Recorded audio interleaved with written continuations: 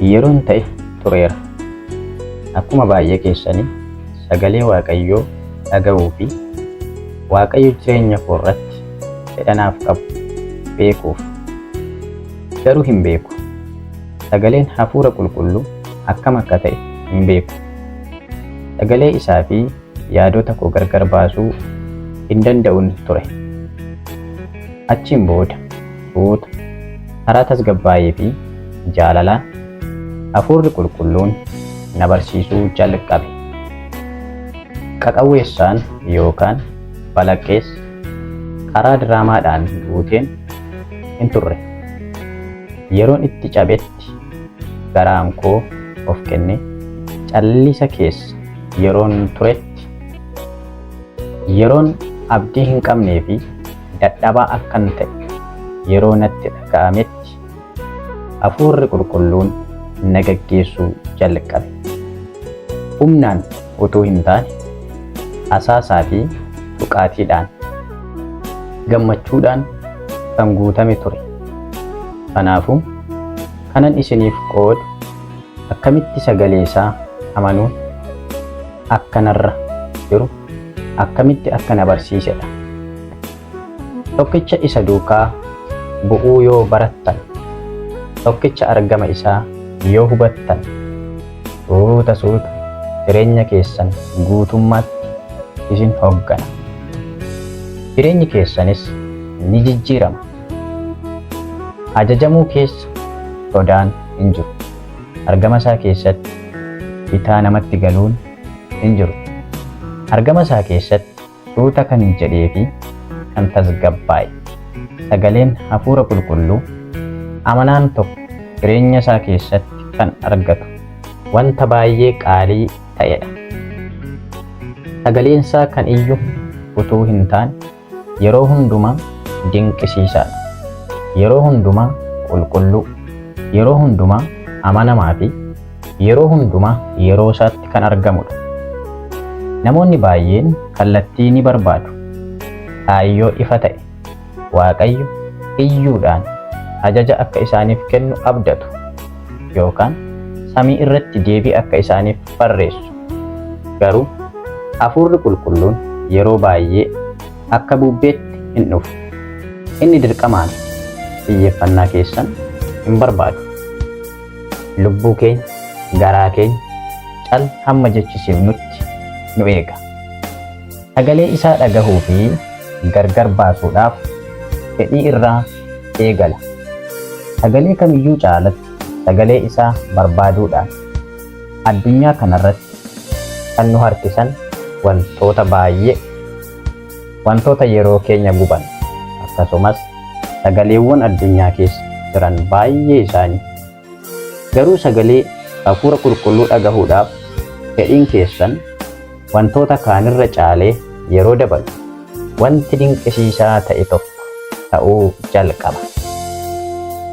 Lubbuun keessan addunyaa hafuuraa wajjin walitti hidhaminsa yeroo uumuu fi sagalee isaa yeroo hubattan suuta jedhee keessa keessan nagaadhaan guuta. Isa akka ta'e kan ittiin beektan kanaan. Hafuurri Qulqulluun dhugaadha. Yeroo dubbatus jaalalaa fi kaayyoodhaani. Itti dhiheenyaan isa waliin yeroo tarkaanfattan sagaleen isaa sagalee isin baay'ee jaallattan ta'aa dhufa. Bakka namoonni itti baay'atanii fi bakka namoonni itti wal dhiiban, bakka hundumaatti isa hin argitan, garuu sagalee isaa ni beektu. Garaan keessanis ni beeka. Jalqabarra yeroon turetti yeroo baay'ee yaadonni koo sagalee Hafuura Qulqulluu waliin wal na jalaa maka ture. Kan natti fakkaate wanti gaarii tokko yeroo natti dhagahamu Waaqayyoodhaan jedha. Waan hafuuraa yoo natti fakkaate Hafuura Qulqulluudhaan jedha.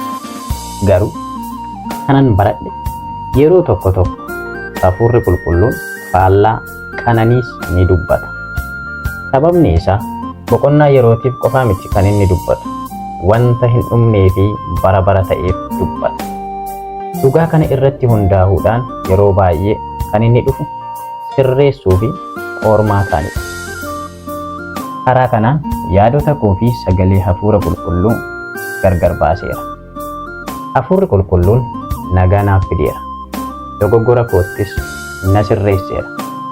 Maaliyyuu yoo ta'e wantoota ulfaatoo fakkaatan akka raawwadhuuf yoo natti dubbate baay'ee nagaan qaba.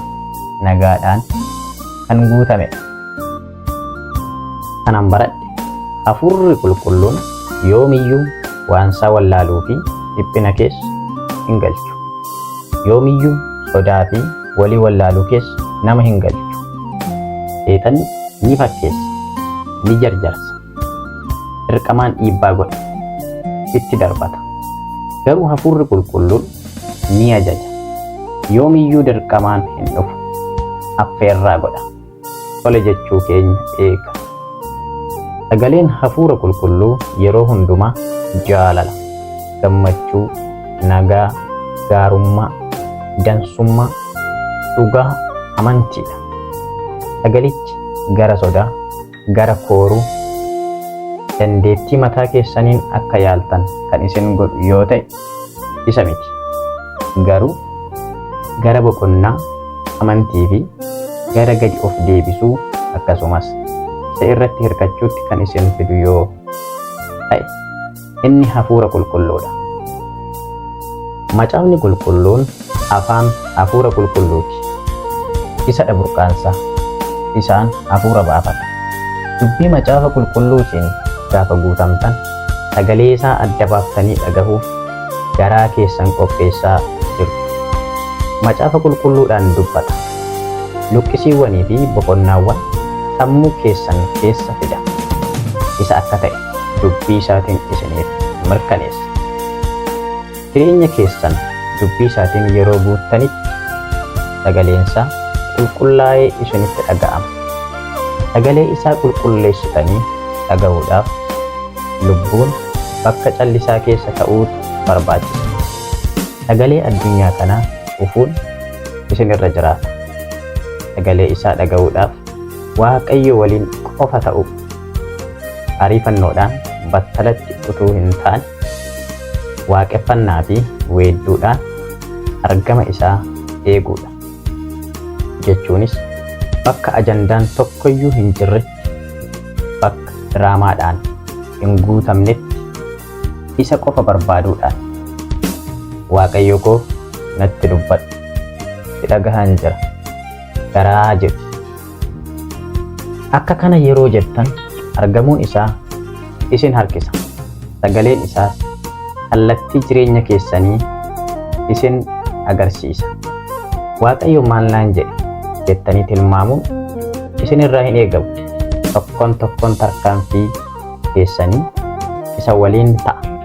Sagalee isaatiif deebii kennuu eegaltu. Akka kanatti dubbachuu danda'a. Nama sana waan dhiifama jedhi, kana kenni, eegi. Yeroowwan ajajamuu xixiqqoon kun dinqiiwwan gurguddoodhaaf shaakala ta'u. Wanta xixiqqoodhaaf tole yoo jettan hammi isin sagalee isaa dhageessan ni guddata. Sagaleen isaas ni dabala. Kan dabalus sagaleen isaa iyyuudhaan otoo hin taane guutummaatti isin irratti amanamummaadhaan dubbachuu yeroo jalqabudha. Yeroon ta'e tureera jireenya koo keessatti wantoonni naannoo koo jiran hundumtu balbaloonni yeroo natti cufaman, namoonni yeroo narraa baqatan, karaan koo yeroo karaa ifaa ta'ee hin turretti, yeroo itti cuccufametti xiqqoo kanan dhaga'u sagaleen hafuura qulqulluu sababa eegumsa koo ta'ee ture. Homaa tokko utuun hin qabaatiin sagaleen isaa kansaa akkan ta'e na hubachiisa ture. Karaa kamirra deemuu akkan qabus hin beekun ture. Isadha karicha kan na agarsiise. Sagaleen jaaladhu kanadha. Ammayyuu kan na gaggeessaa jiru isadha. Kadhannaan har'aa hafuura qulqulluu baay'ee si beekuun barbaada. Sagalee kee adda baasuu akkan danda'u na barsiisi. Hundumaa dura sagaleewwan keessa koo fi naannoo koo jiran caalaa si'iin dhaga'uun barbaada. Sibiraa kan ta'ee fi kan hin taane adda baasuu akkan danda'uuf na gargaari. Garaa gaarii ta'e kan ajajamuu fi gadi of deebise naaf kenni. Dubbii keetiin natti dubbadhu. Geggeessummaa kee naaf mirkaneessi. Suuta suutaan si hordofuu, ija jabummaa fi of kennuudhaan na barsiisi. Ameen.